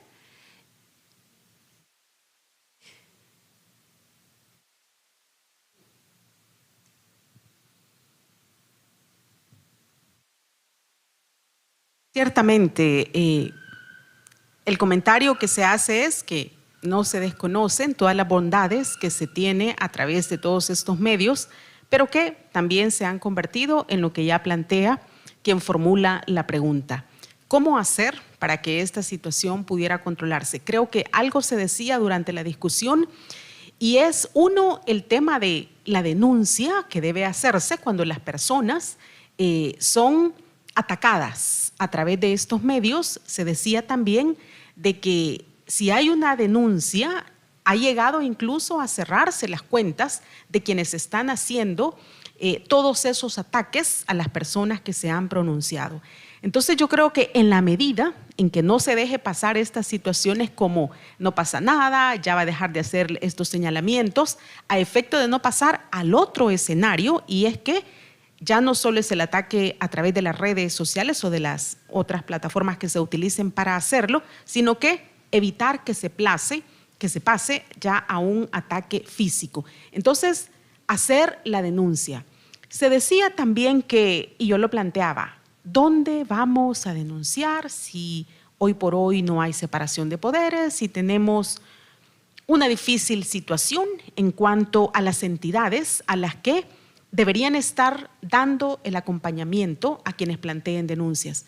Pero hay que seguir haciendo uso de la institucionalidad, porque yo creo que a eso se le tiene que apostar como país. Es decir, hagamos las denuncias, de hecho ya se hace ante la Fiscalía General de la República. Si no hay respuesta, entonces ya estas instancias tendrán que responder ante quienes corresponda, si es que posteriormente se acude a instancias internacionales. Pero creo que el llamado acá sería, uno, denunciar, ¿verdad? El tema de no quedarnos callados, es decir, que el miedo no se apodere de, ¿verdad? Porque lo que menos queremos es regresar a esos peores escenarios del país cuando acá no se podía hablar. Estamos hablando de escenarios de los años 70, de los 80, por ejemplo. Entonces, en la medida en que nos atrevamos a denunciar y hagamos que las instituciones respondan, creo que nos pudiera facilitar el poder acercarnos a alguna otra instancia ya a nivel internacional, obviamente habiendo agotado la vía en el país. Bueno, para sumar un poco a lo que decía Herminia, me parece que a los efectos de pensar un poco cómo podemos generar un espacio digital, sobre todo en el ámbito de las redes sociales, que estimule efectivamente la diversidad de voces, la pluralidad y demás, me parece que tenemos que en primer lugar poder hacer una identificación desde dónde vienen justamente estas amenazas a la creación y a la consolidación de un espacio plural. Porque por una parte, digamos, nosotros identificamos en este informe muchas veces el rol de los propios estados, ¿no? Digamos, en términos de libertad de expresión, venimos históricamente de un contexto complejo, ¿no? Donde los autoritarismos en la región han avanzado sobre este tipo de libertades a través de actos de censuras directos, ¿no? Digamos, cuando hablábamos de la etapa, por así decirlo, analógica del ejercicio de la libertad de prensa, expresión, de asociación y demás, donde los estados censuraban a través justamente del cierre de medios, del encarcelamiento de disidentes, de periodistas y demás. La complejidad que tiene hoy por hoy, me parece, el fenómeno es que muchos de los estados empiezan a encontrar otros mecanismos mucho menos evidentes, mucho menos perceptibles y mucho menos identificables sobre cómo condicionar el debate público en el ámbito de las redes sociales, ¿no? Digamos, aparecen discusiones en torno a fenómenos como por ejemplo las granjas de bots, que nadie las ha visto pero que todos sabemos que existen, cómo los estados empiezan a consolidar estos espacios de inhibición de la expresión pública, como bien explicaba Pedro, ya no tal vez de estas actividades tan identificables, evidentes en la esfera pública, de violencia física incluso, sino justamente a través de mecanismos mucho más sutiles, ¿no? A través de la contratación de empresas privadas, del monitoreo constante, permanente y sistemático de las publicaciones en redes sociales y demás. Entonces, sobre eso creo que en particular tenemos que trabajar en un sentido amplio de la idea de transparencia, ¿no? Tenemos que transparentar el rol de los estados, sabiendo que en nuestros gobiernos persisten todavía áreas de los estados tremendamente opacas, ¿no? No solamente en el ejercicio tradicional de los servicios de inteligencia, de las fuerzas públicas, sino en el uso de los recursos públicos, cómo esos recursos se destinan a contratar servicios privados y la contratación de tecnología para estas actividades, pero también en la transparencia justamente de las propias empresas, ¿no? Y hay que, como bien decía Pedro, que consolidar una mirada regional, una iniciativa regional que nos permita conversar con estas empresas, porque si no sabemos cómo funcionan esos algoritmos desde el espacio cívico, probablemente poco sepamos cómo justamente los estados están entendiendo la manera de condicionar el funcionamiento de esos algoritmos, que eso es algo que pasa, ¿no? Cómo los estados están censurando a partir de un mejor entendimiento que el que tenemos desde la sociedad civil sobre cómo operan y funcionan esos algoritmos. Eso por una parte. Y en segundo lugar, me parece que hay que empezar a pensar justamente cómo hacemos para estimular la participación en estos espacios de voces diversas, ¿no? Primero por un factor muy relevante que mencionaba Herminia muy detalladamente, que tiene que ver con la brecha digital. Quienes participan más allá de los niveles cada vez más altos de penetración del uso de redes sociales en América Latina, y algo de esto está mencionado en el informe, lo que vemos es obviamente que los grupos más vulnerabilizados no solamente no acceden a Internet, sino que cuando muchas veces acceden a Internet no acceden a los dispositivos necesarios, o bien cuando acceden a Internet y a los dispositivos no tienen todavía acceso a instancias de alfabetización tecnológica que les permitan participar activamente. Pero en segundo lugar, cuando efectivamente consiguen superar estas tres brechas, de estas tres etapas de la brecha digital, se adiciona un problema, ¿no? Que es justamente la capacidad de actores con mucho más peso de poder silenciar muy fácilmente estas voces, ¿no? Pasa, como decía Pedro, con lo que, por ejemplo, con el caso de mujeres periodistas y demás. Vemos grandes campañas de cuentas en redes sociales con orígenes muchas veces difíciles de identificar, que rápidamente pueden silenciar conversaciones en la esfera pública, instalando hashtag o muchas veces atacando o amedrentando de forma tal de generar efectivamente una situación y un contexto tremendamente pernicioso para un ejercicio libre y plural de la libertad de expresión. Y a eso se suma obviamente que las redes sociales hoy por hoy no dejan de ser un reflejo de un sesgo particular, ¿no? De quienes efectivamente saquemos incluso de la variable justamente manipulación, por decirlo de una manera, y pensemos incluso exclusivamente en quienes participan más activamente del debate público en las redes sociales. Hay un sesgo claramente marcado y hay que pensar justamente cómo hacemos para eliminar esa brecha digital, pero que una vez eliminada esa brecha digital, cómo hacemos para estimular una voz mucho más potente de los grupos vulnerabilizados en la región, que hoy por hoy están muy lejos de esa gran promesa que mencionábamos antes de las redes sociales como ese espacio de horizontalización, de colectivización del espacio público, del debate, del ejercicio de la libertad de expresión, que a 10, 15 años de la masificación, por ejemplo, del uso de las redes sociales, todavía sigue siendo una promesa incumplida. Gracias. Voy a leer una pregunta para el relator, luego pasa aquí a preguntarla en físico. La pregunta que tenemos acá también es parte de las redes y es la siguiente. Desde su punto de vista, ¿qué se puede hacer para transformar la realidad actual de El Salvador, donde se pueda garantizar el derecho a la libertad de expresión? Si gusta, escuchamos su pregunta. Buenos días. Tengo dos preguntas. Una para Joaquín o el relator. Bueno, ¿existe algún ejemplo o algún tipo de referente en donde se haya podido regular los discursos de odio? Si es así, ¿cómo se puede regular esto sin caer en arbitrariedades o en lo que decía el relator, excesos regulatorios? Y la segunda pregunta es para Herminia. ¿Qué cambios ha sufrido la manera de hacer periodismo en El Salvador justamente a partir de que comenzó este gobierno? Porque se suele afirmar en El Salvador, se suele decir, lo mismo de siempre, lo mismo de siempre. Pero en la práctica la forma de hacer periodismo, hacer investigaciones ha cambiado mucho. ¿Nos podría contar qué cambios ha tenido el ejercicio del periodismo? Gracias. Gracias. Si gusta, realice su pregunta y nos quedamos ya respondiendo para ir ya al cierre del evento. Buenos días. Tengo 4 preguntas, espero que me las puedan responder. Y son para Pedro. La primera es, ¿cómo considera que es el acceso a la información pública actualmente en el país? La segunda, ¿cómo afecta al periodismo la vigilancia masiva y cuáles son los mayores retos ante esta práctica? La tercera, ¿cómo considera la situación actual de la independencia judicial en El Salvador? Y la última, ¿de dónde considera que proviene la persecución a periodistas, defensores de derechos humanos y víctimas? Gracias.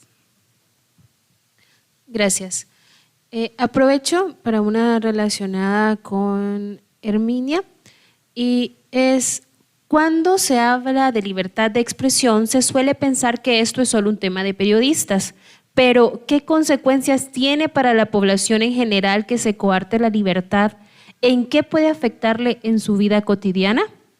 Así que estas serían las preguntas, así que tienen ustedes aproximadamente 3 minutos cada uno para responder para llegar al cierre. No sé quién empieza.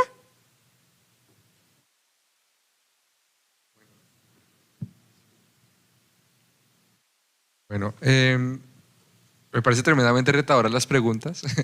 En primer lugar, se planteaba una de qué se puede hacer para transformar la realidad de El Salvador con respecto a libertad de expresión. Yo creo que El Salvador se está transformando y la pregunta es si la ruta de transformación va a tomar en cuenta lo mejor que había y que ha construido el propio Salvador y lo mejor que ha construido la comunidad internacional en términos de derechos humanos, o va a tomar otros caminos, ¿no? Mi labor, ¿sí?, es hacer todo lo posible para que las transformaciones en curso, ¿sí?, en cualquiera de los estados de la región tomen en cuenta lo mejor que tenemos en la región de libertad de expresión y toda la disposición para que eso sea así. Se habla en la segunda pregunta frente a discursos de odio, es una reflexión constante de la comunidad de libertad de expresión a nivel internacional. Yo invitaría un poco a mirar el plan de acción de Rabat de la Oficina de la Alta Comisionada de Naciones Unidas. Es un plan de acción que en años tomó muchos años en su discusión, pero que establece un test de 6 pasos muy específicos a través de los cuales es importante distinguir un discurso de odio que anima la violencia por razones nacionales, étnicas o religiosas, que eso es algo que no cuenta con protección internacional, que en el caso de la Comisión Interamericana de Derechos Humanos está, digamos, desprovisto de protección a través del artículo 13.5 de la Convención, y distinguir ese tipo de discursos que incitan a la violencia por razones étnicas, nacionales o religiosas, de discursos que pueden ser perturbadores o chocantes, que esos sí cuentan con protección del derecho internacional. Creo que este tipo de instrumentos están para ser parte de estas distinciones que son instrumentos para no caer en excesos regulatorios, en la tentación de regular más allá de lo que es legítimamente y necesario en una sociedad democrática. Frente a acceso a la información pública en el país, yo debo decir que tengo informaciones encontradas, digamos, a nivel institucional se me dice que hay, ¿no?, acceso a la información, pero también hay serios reparos por parte de organizaciones de sociedad civil y periodistas, en los que se indica que hay un deterioro significativo, donde incluso se me ha trasladado preocupaciones con respecto a las instituciones de acceso a la información, y que eventualmente, digamos, ha sido incorporado en nuestros informes anuales. El impacto de la vigilancia en la labor periodística es total, ¿no? Hay varias diferencias entre regímenes autoritarios y democráticos, pero una, digamos, muy esquemática y que sirve para responder esta pregunta es: los regímenes democráticos son absolutamente cuidadosos de la esfera íntima de las personas, ¿sí?, y protegen el debate público también, ¿sí? Los regímenes autoritarios capturan el debate público y suelen ser invasivos con la vida íntima de las personas, ¿no? Entonces, la vigilancia masiva está presente en varios estados, ¿no?, y de ahí que sea tan importante el esclarecimiento de casos documentados en detalle, ¿sí?, Y como les comentaba en la presentación, que haya garantías de no repetición, de mejora de la institucionalidad para que prevenir la ocurrencia de estos hechos. Con respecto a independencia judicial, debo decir que esto está por fuera del margen de monitoreo y del mandato de la oficina. La CIDH tiene, digamos, otras áreas especializadas en el asunto. Yo puedo, digamos, trasladar allí, digamos, que se me ha formulado esta pregunta acá. Y después, frente a periodistas y víctimas, digamos, es importante que haya protección a las voces de referencia. El sistema interamericano le da un lugar al periodismo preponderante y, digamos, para proteger la democracia. El periodismo debe tener confianza para poder hacer su trabajo, y en víspera de un día del periodista lo que puedo decir es que debemos sumar esfuerzos porque así sea. Yo creo que por ahí, no sé si me escapó alguna, pero muchas gracias de nuevo.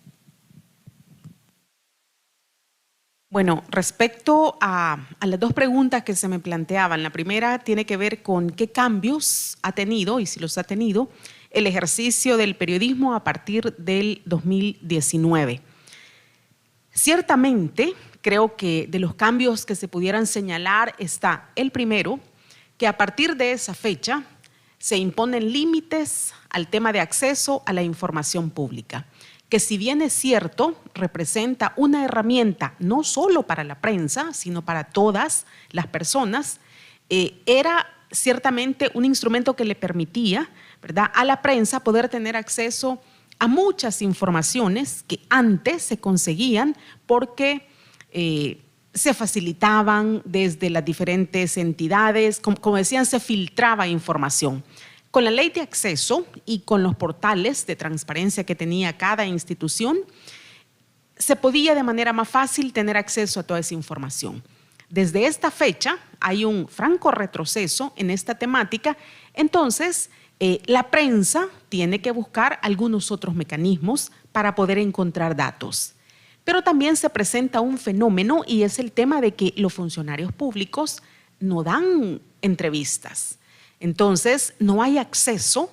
¿Cómo se contrasta la información? Y yo creo que para el periodismo es sumamente importante tener esa otra parte de la información. Entonces, los funcionarios públicos no dan información. Y es curioso porque también las autónomas, ¿verdad?, tienen prohibido dar declaraciones. Fenómenos muy puntuales y que pudieran parecer risibles, en periodos de vacaciones se cubrían algunas fuentes, por ejemplo, se decía Protección Civil o algunas autoridades que se activan para estas fechas, tampoco podían dar declaraciones porque necesitan ser autorizados desde el Ejecutivo. Entonces, la prensa piensa en que se tienen que buscar datos por otras fuentes. También se tenía desde antes de esta fecha el tema mucho de la exclusividad y andábamos tras, bueno, este medio quiere la primicia y se era muy celoso con la información. A partir de esta fecha nos acercan a los periodistas porque ahora se trabaja en conjunto, se trabaja en bloque, compartimos información. He sido testiga de temáticas que se han presentado y están los periodistas conversando de cómo van a ir a sacar este tema, y es, por ejemplo, una radio, periódico digital, periódico impreso, es decir, este cierre a la información que ha habido lo que ha hecho es unir a la prensa, y esta ha tenido que pensar en formas novedosas de presentar la información. Se sigue teniendo fuentes desde el interior de las instituciones que facilitan datos. Es decir, hay un cierre total a través de acceso a la información pública mediante la LAIP. Eso no existe, pero se logra cultivar algunas otras fuentes de personas que consideran que es importante dar a conocer esos datos. Por poner ejemplo, casos de corrupción. Esa afectación es para todo el país, ¿verdad? Entonces la gente considera que eso debe darse a conocer. Ha habido el surgimiento de más medios de comunicación. Creo que a pesar de las amenazas, a pesar de esa persecución que hay, creo que la prensa ha cerrado filas y ha dicho, se va a continuar informando hasta donde se nos permita. Entonces sí ha habido, y para mí de los cambios más importantes es ese trabajo en equipo que ahora se puede hacer sin distingo de, bueno, este medio quiere la exclusiva, no la comparto. Entonces yo creo que incluso lanzar campañas de manera conjunta como medios de comunicación, cerrando filas porque se le está apostando al tema de la democracia en el país y no se piensa de manera egoísta, si pudiéramos decirlo, en que este periodista quiere llevarse la exclusiva. La libertad de expresión no es exclusiva para los periodistas, nos decían, ciertamente, ¿verdad? Esto es derecho de los pueblos, esto es pilar de la democracia de los países. ¿Y cómo le afecta a la población el que haya límites a la libertad de expresión? Tenemos un caso de un par de semanas de una persona que iba al frente de una actividad de denuncia, estaban exigiendo derechos y la persona tiene que salir del país porque es identificada durante la actividad de protesta y es amenazada. Entonces, esos son los peligros a los que se está enfrentando la población, ¿verdad? Y la persona que pregunta y hace un planteamiento realmente cierto, no es la libertad de expresión para la prensa, no, esto es un derecho de los pueblos, es un derecho que nos asiste a todos, ¿no? Entonces, el que no se permita, y acá muchas personas pueden criticar y dicen, bueno, la prensa comete abusos o las personas se manifiestan y entonces hay razón de que le salgan los antimotines por el frente o que lo… No, o sea, porque ahora que muchas personas están sufriendo violaciones a derechos humanos de sus familiares, de amigos, están entendiendo de que en el país estamos atravesando por una situación sumamente difícil en la que cada cosa que se diga se tiene que pensar muy bien o entonces, si no, se es objeto, ¿verdad?, de una amenaza, de una captura, de un señalamiento. Y entonces, el que se vayan cerrando estos espacios a los que todos y todas tenemos derecho, realmente significa un duro golpe a la democracia y yo creo que debemos luchar porque no terminen de robarse, ¿verdad?, la poca democracia que aún nos queda como país.